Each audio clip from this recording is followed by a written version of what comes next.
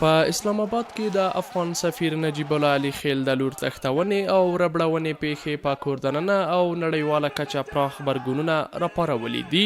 لسګونو کسانو په کابل کې د پاکستان سفارت مخې ته د لاریون په ترڅ کې دغه پیښه وغندله او له افغان حکومت یې وغوښتل چې په دغه هیواد کې د خپل سفارت وتړي او د پاکستان سفیر د حمله افغانستان وباسي. د افغانستان د اسلامي جمهوریت څخه په ډېر درنښت هیله کوو چې ژر تر ژره تر نامعلومه وخته پورې په بیړنۍ او جدي توګه ټولې ډیپلوماتیکې اړیکې پرې سي. موافق یاست؟ اعتراض کوونکي د پاکستان له حکومت څخه هم غوښتنه کوي چې ژر تر ژره د پیښې عاملین ونیسي او د قانون منګولو ته یې وسپاري. دوی دغه راز وایي دا څوهم ځل دی چې په پاکستان کې له افغان ډیپلوماتانو او د دوی له کورنیو سره د ټولو منل شویو نړیوالو اصولو او اخلاقی موازینو خلاف چلند کیږي.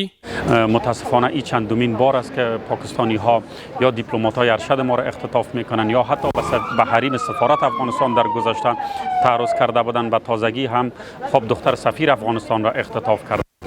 ما بر علاوه که این کار پاکستانی ها را محکوم میکنیم، یک بار دیگر از پاکستان میخواهیم که دست از مداخله در تمام امور کشور ما بردارن.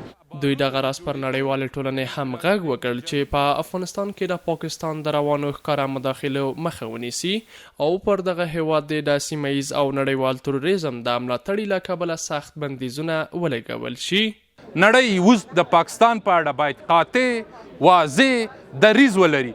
د پاکستان جغرافیه د آسیا لپاره د سیمې لپاره سرطان د تروریستي د باروتو د جوړېدو د انفجاري موادو د جوړښت د ځالې په نامه باید په ټوله نړۍ کې وپیژندل شي. دغه پیښې په افغانستان کې دننه سربیره په نړیواله کچه هم د سیاسیونو او د بشري حقونو د مدافع بنسټونو پراخ غبرګونونه راپارولي دي او دغه پیښه یې د پاکستان لپاره له شرم او ننګ ډکه بللې ده. په ورته مهال د پاکستان لومړي وزیر عمران خان بیا دغه هیواد د کورنیو چارو وزارت ته 48 ساعته وخت ورکړی ترڅو دغه پیښې عاملین ونیسي او د قانون منګولو ته یې وسپاري.